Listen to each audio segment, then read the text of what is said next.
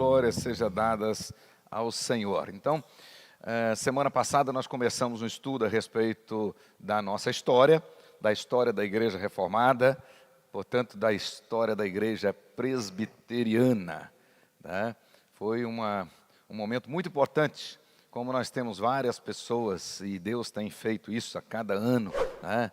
150, 200 novas pessoas vão sendo arroladas como membros da nossa igreja, e muitos, então, não conhecem a nossa história. E o povo sem história é um povo sem alma, sem força, né?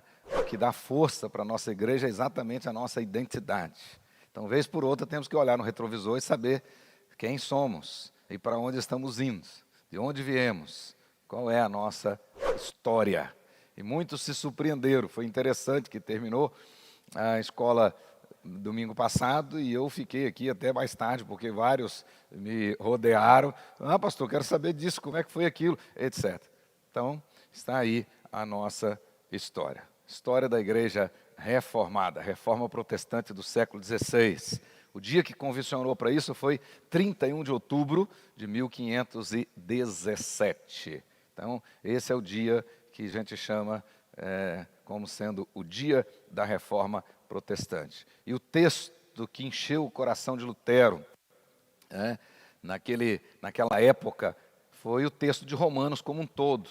É o que despertou Lutero, que levou Lutero a uma experiência espiritual muito forte, foi o estudo da carta aos Romanos, que, segundo o testemunho dele mesmo, é a rainha de todas as cartas, é a carta aos Romanos. Mas o texto-chave da reforma foi exatamente Romanos capítulo 1, versículo 16 a 17. Quem esteve aqui semana passada já decorou. Vamos todos juntos? Assim, para eu ouvir bem alto.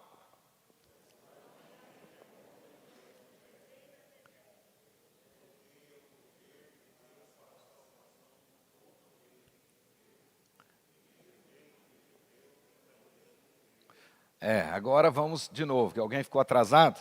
Vamos lá, todo mundo junto de uma só voz. Pois não me envergonho.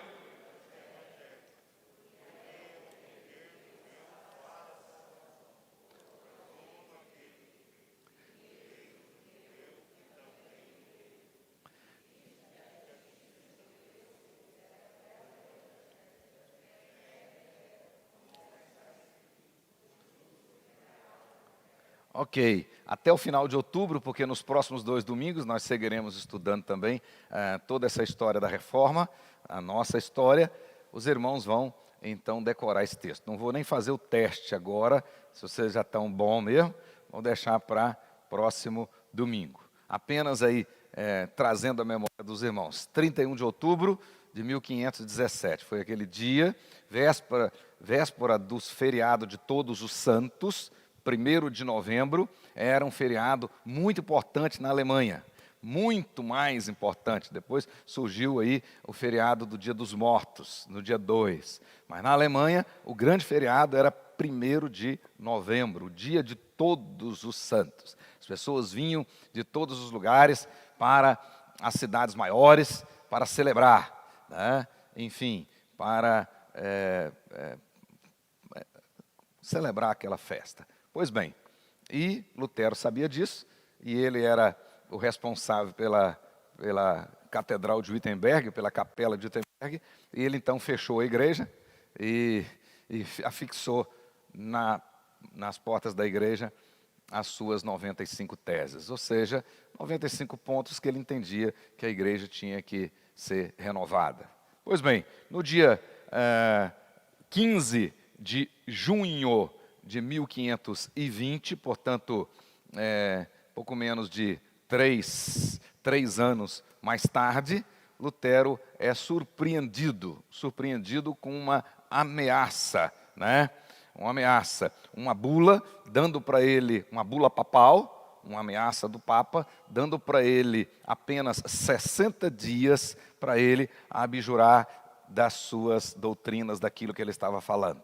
Ou seja, ele tinha que negar tudo aquilo e parar com aquela situação, tinha 60 dias para isso. Caso contrário, seria excomungado, né? ou seja, não iria para o purgatório, iria direto para o inferno. Era isso que naquela época acontecia. Pois bem, Lutero não aceitou essa situação e, ao contrário, ele, nesse dia, no dia 15 de junho de 1520, ele vai não somente dizer que não vai abjurar, que não vai negar aquilo, como ele rasga aquela bula e, junto com os livros de direito canônico, então, dando uma clara demonstração que não aceitava aquele tribunal, não aceitava aquela decisão da igreja, ele queima, então, todos os seus livros canônicos, de direito canônico, junto com aquela bula, e ignora aquela ameaça. Com este ato de Lutero, nesse dia, especificamente, ele estava rompendo com a Igreja Católica Apostólica Romana, com a Igreja de Roma, estava rompendo. O Papa, obviamente, é informado disso e, no dia 2 de janeiro de 1521, então ele emite a bula de exclusão final, a bula que vai declarar Lutero excomungado e, ao mesmo tempo, vai declará-lo proscrito, condenado à morte. Qualquer lugar que Lutero fosse, que a autoridade daquele lugar estivesse submissa à Igreja Romana, teria que prendê-lo e condená-lo à morte. Então, essas são datas muito importantes para a nossa história. Um pouquinho mais tarde, um ano mais tarde, 1522, já entendendo muito daquilo que Lutero vinha falando e concordando com aquilo, um outro pároco chamado Urco Zwinglio, que era sacerdote na Catedral de Zurique, ele então vai romper também com a igreja e vai acabar com as missas naquela igreja onde ele era o responsável, vai deixar o sacerdócio romano, vai assumir uma postura de pastor, ainda não tinha o nome de protestante, mas vai assumir uma postura de pastor. E um pouquinho mais tarde vai se juntar a esse Zwinglio, João Calvino, e eles vão efetivamente realizar a chamada Segunda Reforma, ou a Reforma Suíça. Então, alguns livros vocês vão ler a respeito da Reforma Suíça. E mano, que tem que ficar pelo menos na minha frente, assim, né? Que eu estou ficando de banda. Pois bem, e vai passar para a história como sendo a Segunda Reforma ou a Reforma Suíça. Uma outra data importante para nós é 1529. Tivemos essa dieta convocada pelo imperador alemão, chamada de Dieta de Spira. E nessa dieta, que tenta voltar o comando do catolicismo romano na Alemanha, e aí um grupo de príncipes se levanta contra aquilo, não aceita, e por causa desse levante, é que aquele grupo vai receber o nome de protestante. Protestando contra a Igreja Romana. Então, esse apelido de protestante, nós recebemos em 1529. Então, protestante é esse grupo que inicialmente se levanta, não aceita, especialmente não aceita o poder temporal da Igreja Romana, ou seja, a Igreja ter poder sobre o Estado. Ok?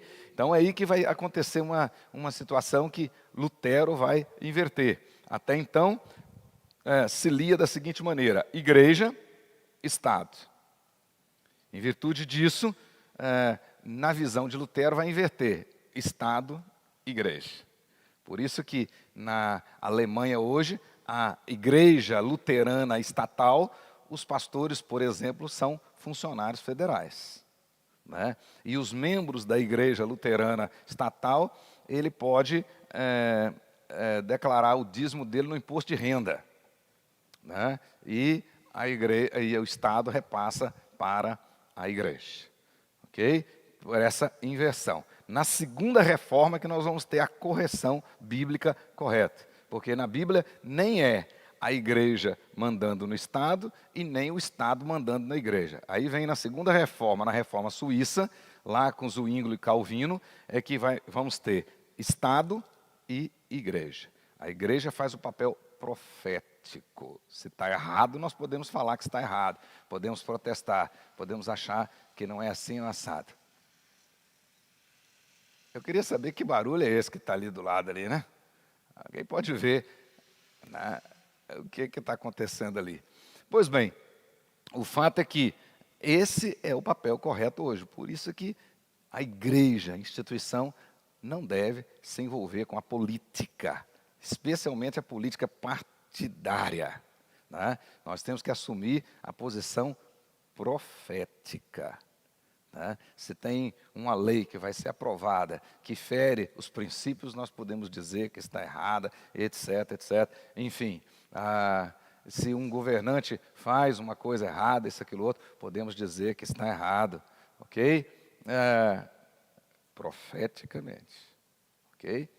É assim que vai acontecer mais tarde. Então, outra data que é importante para nós, né? 1533. 1533 acontece um fato muito interessante. Aí nós temos o que passou para a história como uma conversão à fé, já a fé protestante, de Calvino, né? Nesse período é que Calvino, então, vai, de fato, aderir a essa fé protestante, 1533. E nessa época ele começa, então, a sistematizar as doutrinas. Ele começa, então, a escrever as suas institutas, né? Então, um compêndio de teologia, onde Calvino coloca as principais doutrinas da Bíblia, vai sistematizando aquelas doutrinas. Esse compêndio de teologia recebeu o nome de institutas, ou instituições cristãs. E a primeira edição vai ser publicada em 1536.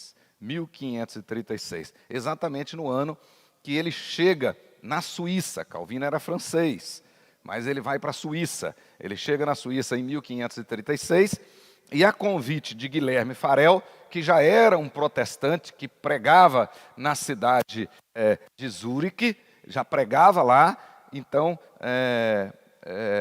Farel convence Calvino de ficar com ele em Genebra, para ajudá-lo naquela obra poderosa que estava acontecendo na Suíça como um todo. E Calvino agora, já protestante, já convicto dessas doutrinas, ele aceita ficar em Genebra e começa o seu trabalho em Genebra. Logo depois tem uma certa perseguição lá em Genebra, e Calvino então tem que sair. E aí ele vai e passa 3 anos lá em Estrasburgo. E quando é 1541, ele volta para Genebra e fica em Genebra até o final da sua vida. E aí que nós vamos ter o grande trabalho de Calvino. 1559, já em Genebra, né?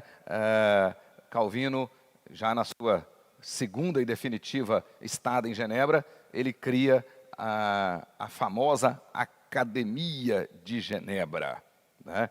A igreja reformada na Suíça, a segunda reforma, ela nasceu com um propósito educacional. Então, a igreja presbiteriana sempre teve visão de educação, sempre teve visão.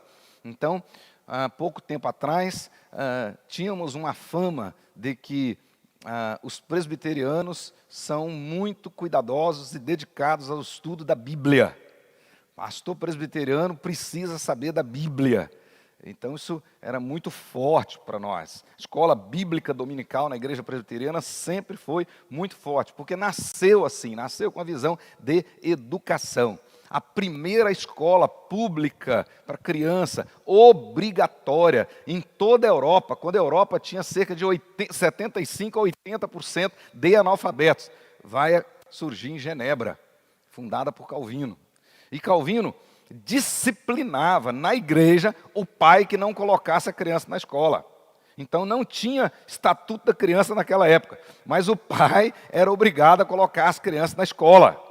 Qualquer membro, e a maioria que se convertia ao evangelho naquela época, era analfabeto. E, portanto, antes de professar a fé, na classe introdutória, na classe de catecúmenos, na igreja em Genebra, a pessoa estudava a respeito da Bíblia, mas estudava matemática e estudava o vernáculo. Ela era alfabetizada, porque Calvino não recebia membros analfabetos. A pessoa tinha que saber ler para ler a Bíblia, porque ele entendia que precisava conhecer a verdade para ser liberto. Então, desde o início, a igreja nasceu assim, ao ponto de os reformados desenvolverem um lema, e o lema era o seguinte: ao lado de cada igreja reformada, um hospital e uma escola. Ao lado de cada igreja reformada, um hospital e uma escola. E vocês vão ver que aqui no Mato Grosso foi assim que chegou. Daqui a pouquinho eu vou mostrar a história para vocês, né? Por isso é que até hoje, pasmem vocês, até hoje, mais de 45% de todos os hospitais em todo o continente africano foram fundados por reformados presbiterianos.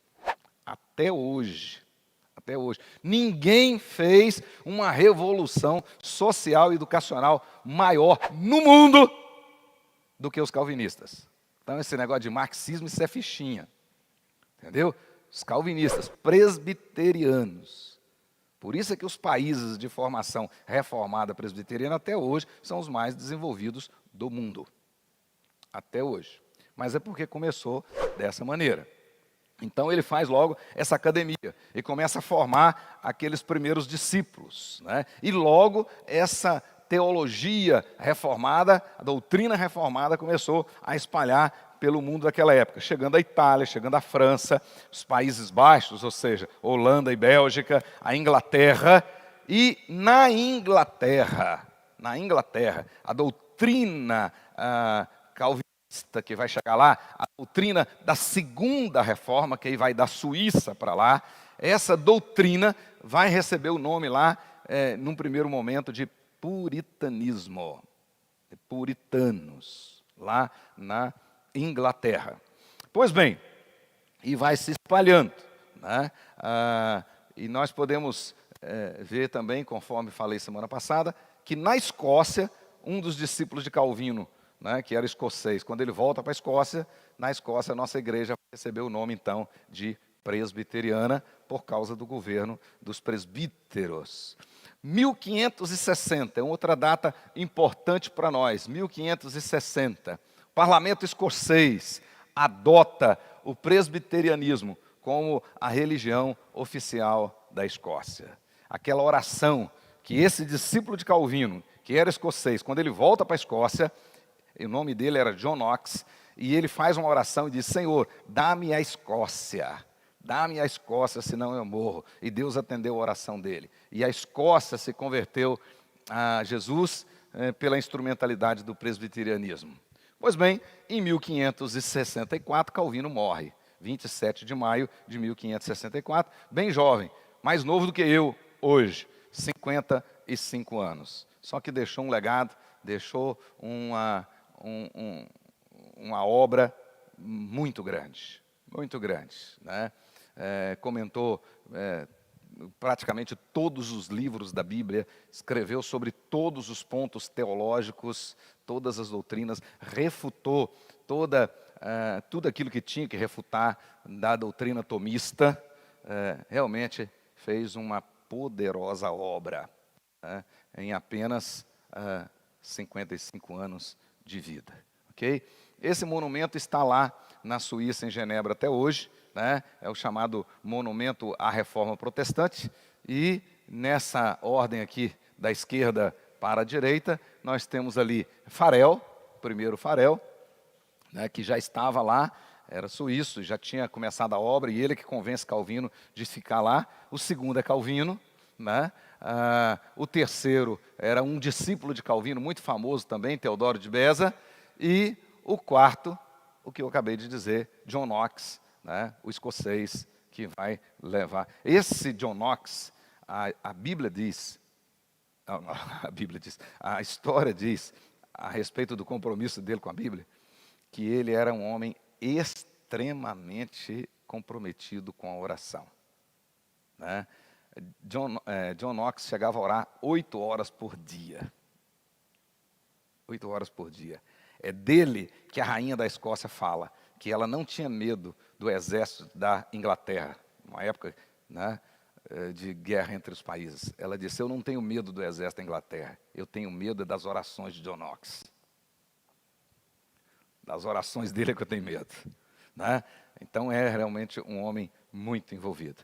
Depois, uma data muito importante para nós também, né? Aí o protestantismo da Segunda Reforma já está crescendo cada vez mais, 1618 a 1619, já na Holanda. Aí reúne-se um sínodo que passa para a história com o nome de Sínodo de Dort. Estava surgindo umas heresias naquela época e esses pastores, aqueles líderes, tiveram de se reunir para definir com mais clareza a doutrina da igreja. E define nisso aí. Então, no Sínodo de Dort, nós temos uma definição muito mais clara e moderada da teologia calvinista. E esse sínodo para nós é muito importante, porque ele gerou uns esclarecimentos, podemos assim dizer. Ele colocou com mais praticidade as doutrinas calvinistas. Então, por isso é que nós chamamos as decisões desse concílio, né, de cânones de Dort.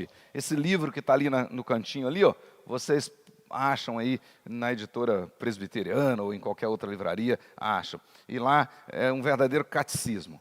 E passou a ser usado por todo o mundo reformado daquela época, começaram a usar esse material. Então é uma data muito importante para nós. Ainda na linha do tempo, 1643 a 1649, aí nós temos algo que é mais importante ainda. Lá, no caso de Dort, era um problema que estava surgindo mais nos chamados Países Baixos, ou seja, na Holanda e na Bélgica. Mas agora, quando chega em 1643 até 49, nós já temos agora em todo o mundo reformado, Aí nós temos uma declaração de fé agora para todo mundo. E é essa declaração que nós aceitamos até hoje. Nossa doutrina, a exposição doutrinária nossa hoje, da Igreja Presbiteriana de Cuiabá, está aí, nessa decisão.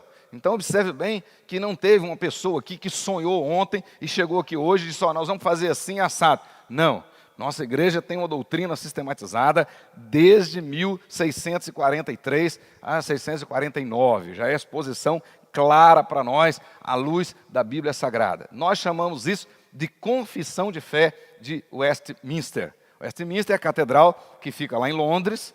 Muitos de vocês aqui já visitaram lá essa catedral, hoje uma catedral anglicana, porque essa reforma na Inglaterra vai receber o nome de anglicanismo, por isso. Mas reuniram lá esses teólogos e assim então sistematizaram toda a doutrina. Então, se você quiser estudar a doutrina bíblica, aí não é a doutrina presbiteriana, mas a doutrina bíblica, se você quiser estudá-la de maneira sistemática, o melhor livro que tem é a Confissão de Fé de Westminster. 33 capítulos, e você vai pegar desde a bibliologia, os 8 tópicos da teologia sistemática estão claramente lá na Confissão de Fé. Você vai estudar lá bibliologia, você vai estudar lá cristologia, você vai estudar lá soterologia, você vai estudar lá pneumatologia, você vai estudar lá teologia própria, você vai estudar lá eclesiologia, você vai estudar, enfim, do Gênesis ao Apocalipse, do ponto de vista teológico, você estuda claramente na Confissão de Fé. Para facilitar o estudo da Confissão de Fé, esses teólogos, neste século XVII, eles fizeram 2 catecismos. O catecismo tem nada a ver, às vezes, o catecismo é da igreja romana. Não, na realidade, no finalzinho do 1º século, os primeiros discípulos, o próprio João, o último apóstolo a morrer, ainda estava vivo, né, quando fizeram um catecismo para facilitar o estudo da doutrina.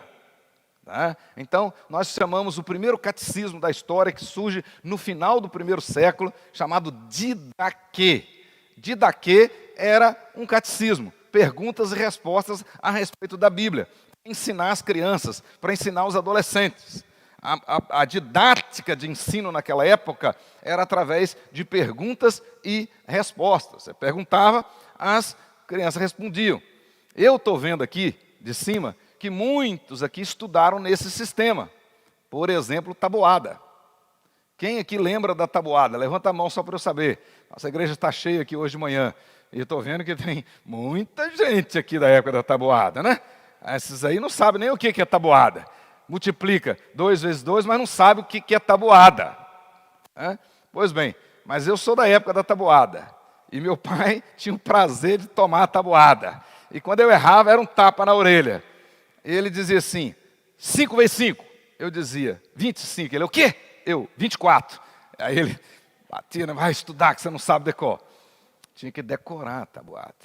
Então, a maneira de ensinar a Bíblia era com perguntas e respostas. E essa maneira de perguntas e respostas recebeu o nome, na realidade, de Didaquê, que vai ser traduzido como catecismo.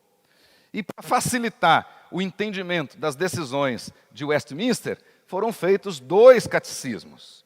Um catecismo mais simples, bem simples, para as crianças. Para as crianças. E um catecismo mais encorpado, vamos usar essa expressão, para jovens e adultos. Por isso é que nós chamamos de breve catecismo e catecismo maior. Então, se você é presbiteriano, você precisa ter isto na sua casa. Esses 3 livros são vendidos juntos. Se você quiser comprar separado, pode, mas compra junto se quiser. Quem já tem aí a Bíblia de Genebra, na versão já nova, no final da Bíblia tem um encarte desses documentos, né, de Westminster. E é a doutrina da nossa igreja. Qualquer pastor presbiteriano, quando é ordenado, ele tem que declarar que subscreve a confissão de fé de Westminster. Né? E se desobedecermos a confissão de fé de Westminster, podemos ser disciplinados como pastor presbiteriano. Ok? Pois bem, então para nós é uma data importante. Século 17 e 18 temos muitas coisas importantes, muitos, que vai chegando perto da nossa história. Nós tivemos a imigração de muitos do velho continente, né, da Europa, para o novo continente, para a América do Norte. Muitos. E a história diz que nessa época, cerca de 300 mil calvinistas, ou seja, especialmente escoceses, né, vêm para a América do Norte. Né, vêm para a Irlanda, norte da Irlanda, e, num primeiro momento. Depois, saindo do norte da Irlanda, um grupo grande chega nos Estados Unidos, né, nas colônias inglesas, América do Norte, e outros direto da Escócia para a América do Norte. Então, essa aqui é uma história muito importante. Então, nós temos cerca de 300 mil calvinistas que vão para os Estados Unidos e vão levando a igreja presbiteriana, porque vocês se lembram que na Escócia o nome da nossa igreja é presbiteriana. Então eles vão levando o presbiterianismo lá para os Estados Unidos. E eles fundam nos Estados Unidos a igreja presbiteriana. 1706, início do século XVIII, é organizado o primeiro presbitério lá nos Estados Unidos. Primeiro presbitério. Protestantismo chega nos Estados Unidos pelos presbiterianos. Coloque isso na mente de vocês. Né? Então, quem vai realmente dar base para os Estados Unidos? Os Estados Unidos é eminentemente um país que nasceu sob a igreja presbiteriana. Né? Presbiteriana. E nessa data, 1706, é criado o primeiro presbitério na Filadélfia. Né? Reverendo Francis McKemie é considerado o pai do presbiterianismo norte-americano. Ele era escocês também, escocês-irlandês. Né? E eles se radicaram, a maioria deles, ficaram nessa região ali, ó, da Pensilvânia, na Maryland, Virgínia e nas Carolinas, aonde se concentrou o maior número de presbiterianos escoceses. Depois foram chegando os ingleses, etc, etc. Mas depois, em 1746, esse pastor, né, John Witherspoon, como é que pronuncia esse nome certo, Rogério? Né? Isto. É muito complicado esse nome, né? Pois bem, o reverendo João, né, um escocês, ele chega lá, se tornou muito famoso, e ele é que vai fundar o que vocês conhecem hoje como a Universidade de Princeton. Famosíssima Universidade de Princeton. Começa com um colégio, do jeito que nós vamos começar o nosso aqui, né? E quem sabe, no futuro, uma grande universidade famosíssima. Então, começou lá. E esse pastor, né, Witherspoon,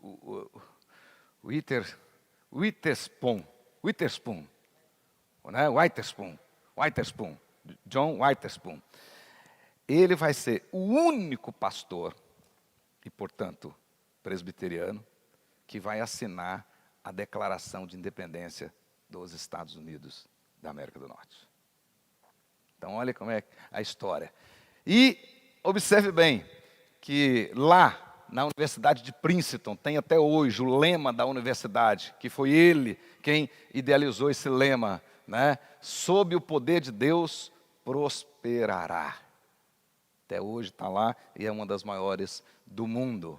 Esses presbiterianos, no oeste da Pensilvânia, fundaram a cidade de Pittsburgh, lá nos Estados Unidos, que por muitos anos foi a cidade mais evangélica, a cidade mais protestante, a cidade mais presbiteriana dos Estados Unidos. E Symington é daquela região, né? Symington, de fato, é da Pensilvânia e é descendente dos escoceses. E é esse Symington que vai vir para o Brasil. Então, olha bem a nossa história ligada diretamente à Escócia. Isabel Green Symington, ele nasceu lá nessa região, West Hanover, né, na Pensilvânia, influenciado por aqueles grandes avivamentos, fez a sua profissão de fé, desejou ser missionário, foi ao seminário e na época da sua ordenação disse, eu quero ir para o Brasil. E ele vem para o Brasil apenas 2 meses após a sua ordenação. E chega aqui no Brasil no dia 12 de agosto de 1859, com 26 anos de idade. 26 anos de idade. Chegou aqui no Brasil trazendo o presbiterianismo. Esse presbiterianismo que vai sair lá da Escócia. Mas tem um detalhe rápido que a gente tem que dizer aqui, que nós não chegamos aqui no Brasil com Symington, primeiramente. De fato, Symington não foi o primeiro missionário presbiteriano que chegou no Brasil, não. Na realidade, o Brasil é o primeiro país, na época não era país ainda, era colônia, é a primeira parte do território americano. Então pensa aí na sua mente, pensa assim em todo o território americano, lá da América do Norte até no Sul, pensa assim em tudo. Primeiro lugar que chegou o Evangelho na visão protestante foi exatamente aqui no Brasil. Foi no Brasil. Chegou aqui primeiro do que nos Estados Unidos. Aqui no Brasil, o presbiterianismo chegou em 1555, apenas 55 anos de descobrimento. Né? O Brasil foi descoberto em 1500, 55 anos depois, chegava aqui os primeiros calvinistas franceses. Vieram para cá na época da invasão dos franceses na Baía de Guanabara. Isso é uma história que vocês têm condições de saber por aí. Então, criaram aqui, eles invadiram aqui e fizeram aqui a chamada França Antártica, né? Comandada por esse comandante chamado Nicolas Villegagnon. E eles fizeram toda uma estrutura lá no Rio de Janeiro, na Baía de Guanabara, e ali trouxeram com eles os presbiterianos franceses. Esses presbiterianos na França, eles recebiam o nome de huguenotes. E eles ficaram aqui exatamente nesse período de 1555 a 1570, quando foram expulsos aqui do Brasil. De repente, se não tivesse sido expulso, com certeza o Brasil não era do tamanho que é hoje, e nós tínhamos um outro país ali, independente, com certeza, né, na região do Rio de Janeiro.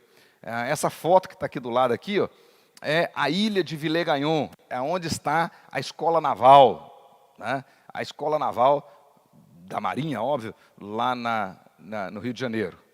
Lá foi exatamente aonde foi realizado o primeiro culto protestante na América, no dia 10 de março de 1557. E em 1557, o próprio João Calvino mandou para o Brasil pastores presbiterianos. Então, nossa história com o presbiterianismo, ela é realmente muito forte. Na época fizeram até uma confissão de fé e assim por diante, né? E quem estava comandando esses franceses que vieram, né? E eles só não ficaram aqui definitivamente, não fizeram aqui um novo país, porque na realidade essa invasão ela não foi patrocinada pelo próprio governo francês. Ela foi patrocinada por um almirante francês rico e presbiteriano, né? Coligny, almirante Coligny. E quando houve a perseguição lá na França contra os presbiterianos, contra os huguenotes, e eles foram assassinados, foram massacrados, né? Perderam a força aqui também e foram embora daqui. No dia 24 de agosto de 1572, a famosa Noite de São Bartolomeu. Noite de São Bartolomeu foi um contra-ataque do catolicismo sobre os protestantes, né, sobre os presbiterianos reformados, que na Alemanha tinha o nome de huguenotes, e numa noite só, segundo a história, morreu entre 30 e 70 mil presbiterianos na França. E dentre eles, o primeiro que foi assassinado foi exatamente o almirante Coligny. Isso é história. Perseguidos lá na França. Pois bem, mas tivemos uma segunda tentativa ainda antes de Simonton. Logo depois, em 1630 até 1654, 24 anos, os holandeses invadiram o Nordeste brasileiro. Então, observe, eles chegam por Salvador, Recife e aquele mapinha lá do lado, de São Luís do Maranhão até Salvador, né? Se eles não tivessem sido expulsos pelo Marquês de Pombal, hoje também seria um país independente. Seria um outro país hoje, o Nordeste. E com certeza podemos dizer que o Nordeste seria muito mais desenvolvido do que o Brasil como um todo. Porque em apenas 24 anos, o que esse povo fez nessa região do Nordeste, as marcas que estão até hoje lá, em Recife principalmente, onde eu estudei, é algo fantástico. Mas com a teologia, com a doutrina calvinista, com a doutrina reformada. Eles invadiram lá, esses holandeses, eram holandeses reformados, né? E nós tivemos lá, para vocês terem uma ideia, nesses 24 anos, nós tivemos lá 22 igrejas presbiterianas. Antes de Simonton, nós já tivemos aqui no Brasil 22 igrejas presbiterianas. Nós tivemos aqui no Brasil 2 presbitérios, o do Pernambuco e o da Paraíba. Nós tivemos aqui no Brasil um sínodo. Por quê? Porque na igreja holandesa não tem Supremo Concílio. Na igreja holandesa só tem até o sínodo. Então eles chegaram a fazer um sínodo aqui. Olha bem a consciência desses reformados, absolutamente diferente dos portugueses. Os portugueses vieram para o Brasil para explorar o Brasil. Não queriam ficar aqui, era tirar a riqueza daqui e levar embora, e voltarem para a Europa. Os reformados vieram para cá para nunca mais voltar. E foram fixando aqui, fazendo tudo que tinha lá, aqui, porque não iam voltar mais. Até a igreja. Até a igreja. Porque não voltariam mais. Colocaram o coração deles aqui, né? O português não colocou o coração dele aqui. Ele veio para voltar e levar o que pudesse daqui. Essa é a questão. Então a gente vê hoje, existe hoje em Olinda, por exemplo, pelo menos 3 igrejas bonitas que estão lá, que hoje são católicas romanas, mas elas foram construídas por Maurício de Nassau, elas foram construídas pelos holandeses, eram igrejas nossas. Quando foram expulsos, muitas foram derrubadas, queimadas, etc., e outras foram confiscadas. Mas isso é história, está lá.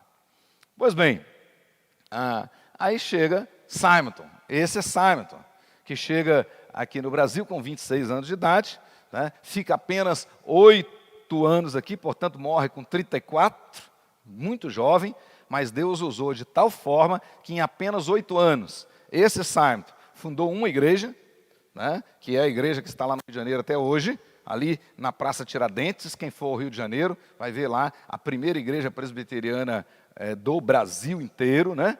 Ele fundou um jornal, naquela época, para debater principalmente com as autoridades religiosas que existiam no Brasil, fazia isso através do jornal. Aqui em Cuiabá, também Felipe Landes fundou um jornal para debater com a autoridade aqui na época, né? Era a maneira de escrever as ideias e disseminar as ideias. Foi isso que Lutero fez também na Alemanha, aproveitando a imprensa, ele divulgava as suas ideias, né? E eles faziam isso também.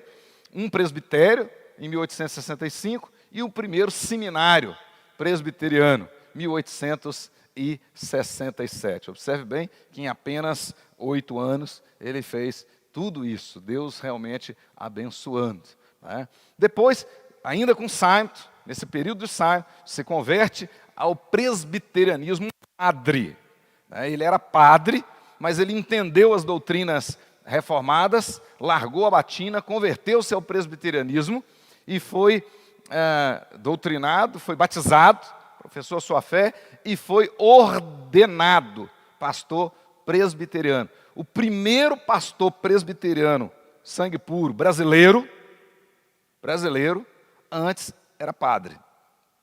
E o nome dele era José Manuel da Conceição. Ele foi ordenado no dia 17 de dezembro de 1865. Por isso é que agora vocês vão prestar atenção. Eu até que não acho ruim não, porque eu acabo recebendo parabéns 2 vezes, né? Porque as pessoas que gostam de Facebook e principalmente têm o hábito de encaminhar sem saber o que está encaminhando, né? No meio do ano, no dia do pastor, eles mandam parabenizando o dia do pastor, mas é o dia do pastor Batista. Aí me cumprimentam, porque o pastor presbiteriano, o dia do pastor presbiteriano é 17 de dezembro de 1865. Por quê? Em homenagem ao primeiro pastor brasileiro. Então, no dia que ele virou pastor, que ele foi ordenado, aquele é o dia nosso, dia do pastor presbiteriano. Então, para cumprimentar os nossos pastores, é 17 de dezembro. Esse aqui é o nosso dia, né, instituído. E o primeiro foi José Manuel da Conceição, um verdadeiro missionário.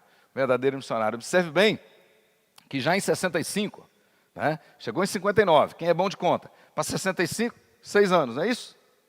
6 anos. Em 6 anos, nós já tínhamos a igreja do Rio de Janeiro, né, que não aparece ali, já tínhamos a igreja de São Paulo, da cidade de São Paulo, Blackford era o pastor lá, mas nós já tínhamos a igreja de Rio Claro, a igreja de Lorena, a igreja de Borda da Mata, a igreja de Sorocaba, a igreja de Brotas. Nós já tínhamos, sim, em 6 anos. O povo trabalhava mesmo, eles não brincavam não. E a perseguição era grande e eles trabalhavam. Quanto mais persegue, por isso que eu fico às vezes pensando, será que não teria que vir uma perseguição para a gente acordar? Será que não teria que vir uma oposição para dar uma chacoalhada, um vento forte, para soprar a palha? Olha o que esses homens e mulheres fizeram ao longo dessa história. E nessa expansão vai chegar aqui em Cuiabá, né? A linha do tempo do presbiterianismo em Cuiabá. Então nós podemos ver. Em Cuiabá tudo começa em 1899. 1899. Chega aqui um cearense, vindo de Recife. Tinha aceitado o evangelho lá. E veio como crente, presbiteriano, ele com a família dele. E essa história vocês conhecem muito bem, a história de João Pedro Dias. Então ele chega aqui em Cuiabá em 1899. Portanto, 40 anos, né? 59 para 99, você que é bancário, 40 anos do presbiterianismo. O presbiterianismo já tinha 40 anos no Brasil.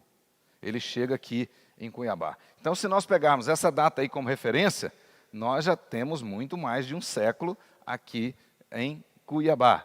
E aí ele veio para cá por outros motivos, mas como era crente, veio trazendo o evangelho com ele e toda a sua família. A esposa dele chamava Maria de Melo Dias, já tinha nessa época alguns filhos, outros nasceram já aqui, e vem então essa família.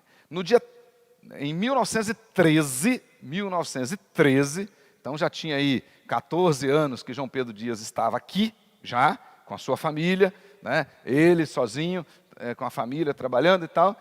No dia 14 de outubro, semana que vem agora, de 1913, quem faz as contas? 1913 para 2020. Vai dar quanto? 107 anos. Agora, semana que vem, vai fazer 107 anos que o primeiro pastor presbiteriano chegou aqui em Cuiabá. E foi exatamente o reverendo Franklin Floyd Graham. Esse foi o primeiro que chegou aqui. Aí ele veio, né? E interessante.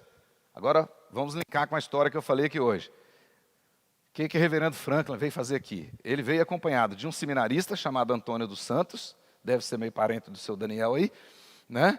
E chegou com esse tropeiro, um ajudante, né? Marcolino Barreto. Eles vieram fazer, sabe o que aqui, irmãos? Num primeiro momento? Buscar um lugar para fazer uma escola. Essa é a diferença da segunda reforma. Essa é a diferença do protestantismo. Quer libertar o povo pela educação. Essa é a diferença.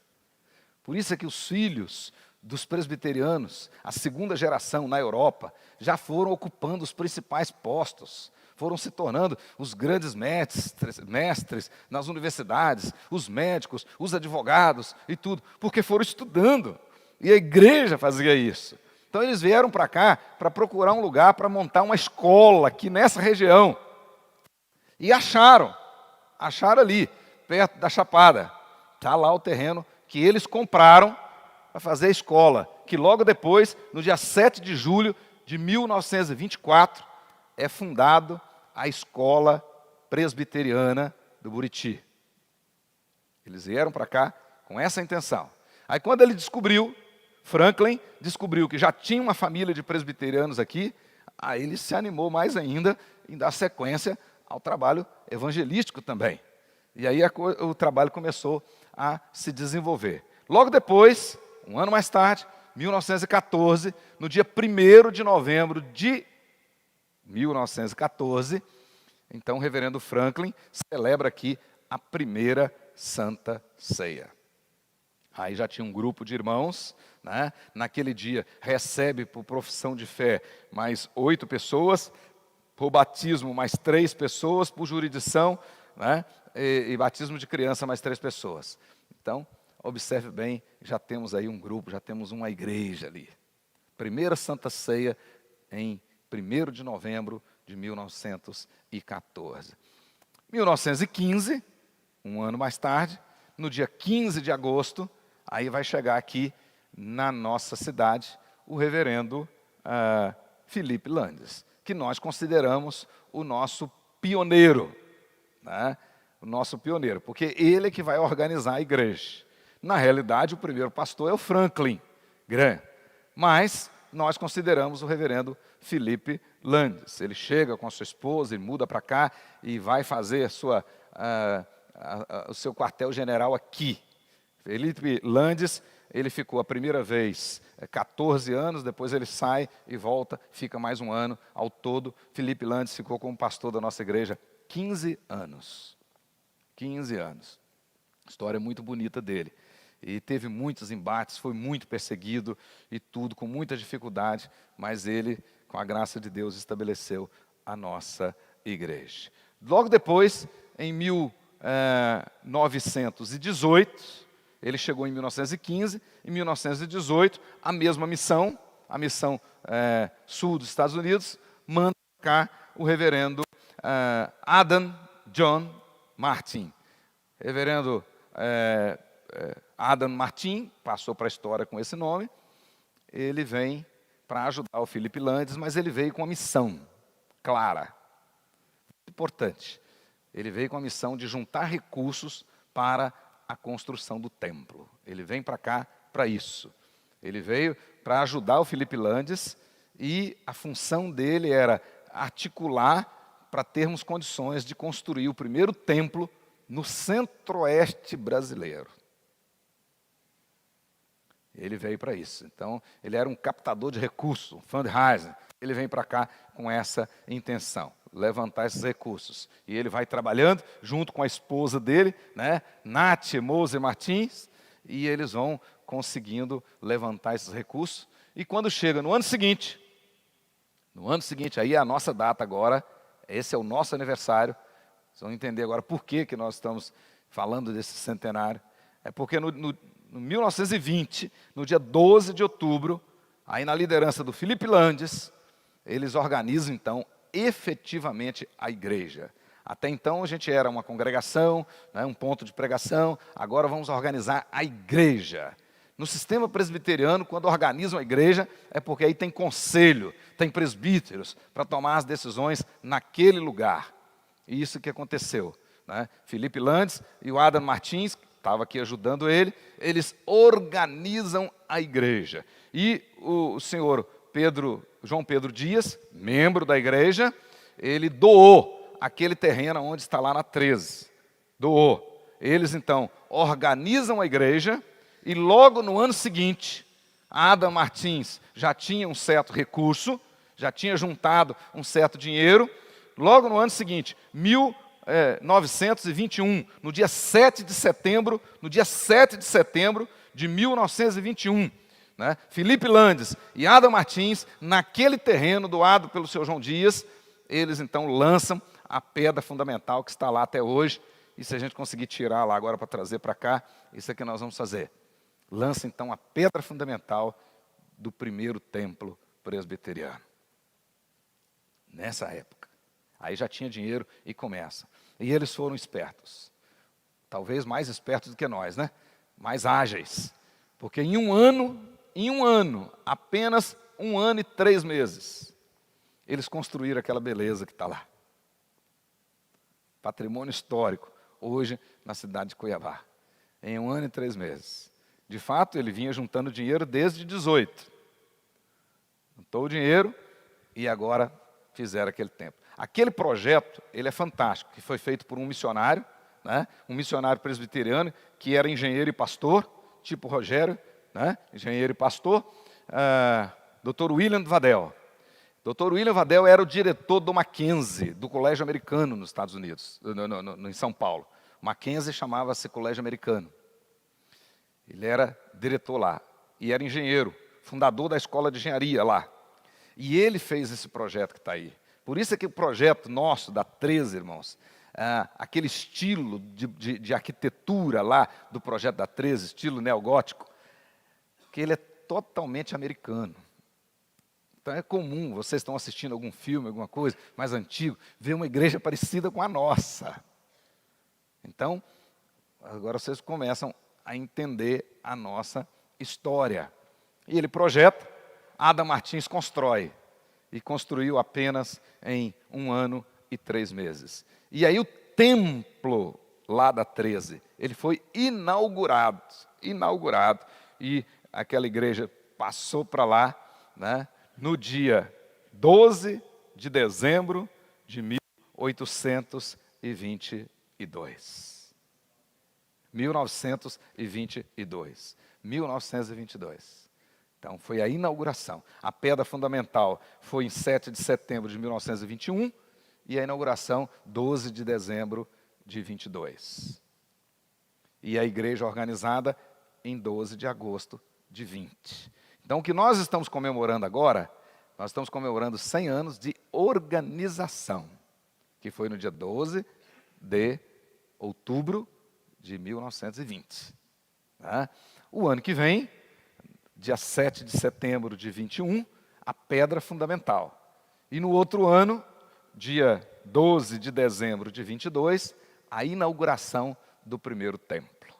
Então, em dezembro de 22, aí nós vamos ter 100 anos de templo, de um para o outro. Acho que até lá, né, presbítero Rogério, que é o nosso presidente da comissão de construção, acho que até lá tudo aqui já vai estar pronto, né, Rogério? Glória a Deus. Ele disse um amém lá, né? Ok. Essa lista eu coloquei aqui só para a gente caminhar para o final. Depois, quem quiser, eu posso passar. É uma lista histórica. São os primeiros 26 membros. Então, há 100 anos atrás, nós começamos com 26 membros. Há 100 anos atrás, nós começamos com 26 membros. Tá? Olha que coisa maravilhosa. Pois bem, e aí está o nome deles. Né? Nós já mandamos fazer. Né? A Sociedade Bíblica suspendeu agora por causa da pandemia e tudo, mas o ano que vem vai estar aí. Mandamos fazer uma Bíblia comemorativa e lá na Bíblia vai ter essa história e vocês vão poder ver ali o nome de todas as pessoas. E nós temos alguns deles direto aqui. Eu costumo dizer, tem alguns aqui puro sangue. Ainda hoje nós temos aqui alguns que são descendentes diretos desses que estão aí, diretos. Né? A família Pais de Barros, por exemplo, família da dona Benicinha, são descendentes diretos. Estão aqui nesses 26. Então, esses são, digamos assim, os puros sangue. Esses vieram direto. Ainda hoje nós temos deles aqui na nossa igreja. Ok? Pois bem, 1959, nossa igreja completava 100 anos. A nossa igreja presbiteriana do Brasil completava 100 anos. Quando a igreja presbiteriana do Brasil completou 100 anos, a igreja presbiteriana em Cuiabá já tinha naquela época 302 membros comungantes e 170 crianças. Então, quando a IPB fez 100 anos no Brasil, a igreja de Cuiabá já era uma igreja grande. Para os padrões daquela época, aliás, para os padrões até de hoje. Né? Uma igreja já com 302 membros adultos. Nessa época, Everaldo já era nascido, vários que estão aqui, né, já era nascido, talvez já fizesse parte desse número que está aí, 302. Já está tocando a UCP já, né? Tá certo. Então, tá ok. E hoje, né, esses dados aí do início do ano, antes da pandemia, nós, em 2020, no ano do centenário, começamos o ano do centenário. Quando nós começamos o ano do centenário, em 12 de outubro de 2019, nossa igreja tinha 1.395 membros comungantes e 297 não comungantes. Né? Hoje já tem 1.600, 1.000 e poucos ali, já tem uma correção a mais ali. Mas, observe bem a evolução dos 26 para hoje, que estão aqui. Agora os que saíram, já foram para outros lugares, formaram outras igrejas, a gente não tem mais nem ideia. Okay? Então essa é a nossa história. Podemos celebrar o Senhor por isso. Né? É a profundidade da riqueza e da sabedoria e do conhecimento do nosso Deus. Quão insondáveis são os seus juízos e quão inescrutáveis os seus caminhos. Quem, pois, conheceu a mente do Senhor? Ou quem foi o seu conselheiro? Ou quem primeiro deu a ele para depois lhe venha a ser restituído? Porque dele, por meio dele, para ele são todas as coisas. A ele, pois, toda glória eternamente. Amém. Essa é a nossa história. Então agora os irmãos já sabem por que nós temos o nome de presbiterianos, né? Qual é a nossa linha doutrinária, né? De onde viemos e a nossa história aqui ao longo desses 100 anos. 100 anos. Então observe bem uma coisa muito interessante na história nossa. O presbiteriano verdadeiro, para onde ele vai, o interesse dele é levar o evangelho. Então, de repente, você passou num concurso e vai para uma cidadezinha lá do interior do Mato Grosso e não tem nada, a principal preocupação do presbiteriano é fundar uma igreja lá. Ele vai levando o evangelho. Ele sabe, porque os reformados eles trouxeram a doutrina do sacerdócio universal. Você é um pastor, você é uma pastora, você é um missionário, uma missionária. E para onde você for, você leva o evangelho. Foi isso que aconteceu com João Pedro Dias. Saiu do Ceará, parou em Recife, recebeu o evangelho em Recife, veio para cá e trouxe o evangelho com ele. Olha que coisa maravilhosa. E assim vários outros foram levando o evangelho. Então, é assim que a nossa igreja é. Vamos ficar de pé, encerrar nossa escola bíblica de hoje. Semana que vem, vou continuar mostrando as doutrinas, né? Quais são as doutrinas que distinguem os reformados. Então, vocês que estão aqui estão de parabéns, porque a nossa escola dominical está, mesmo com essas limitações, está cheia. Vão perceber que no Brasil hoje fizeram uma confusão muito grande. E de fato, muita coisa que está aí não representa a gente mesmo, não. Não tem relação nenhuma conosco. Né? Mas se você falar que isso não te representa, tem gente até zombando de você. Mas o balaio que fizeram aí, botaram todo mundo dentro e chama de evangélico, é complicado. Na realidade, a nossa história não tem relação com isso. Não tem. Né? Nós temos uma mesma história, uma mesma identidade, né? Desde 1541. Vem mesma identidade. Né? Vem sempre a mesma. E essa identidade a gente chama de igreja reformada. Então, convencionalmente, igreja evangélica por causa do evangelho. Nós pregamos o evangelho. Mas a nossa linha histórica é reformada. Tem nada a ver com esses movimentos evangélicos que tem aí, que o sujeito dorme de noite, sonha de manhã, acordou achando que é pastor, funda uma igreja, e aí a pouco junta um grupo, enfim. Aí faz coisas que envergonham até o evangelho. Não, nós temos uma história muito, e não podemos abrir mão da nossa identidade. Nossa identidade. Né? Não podemos. Ok? Oremos ao nosso Deus.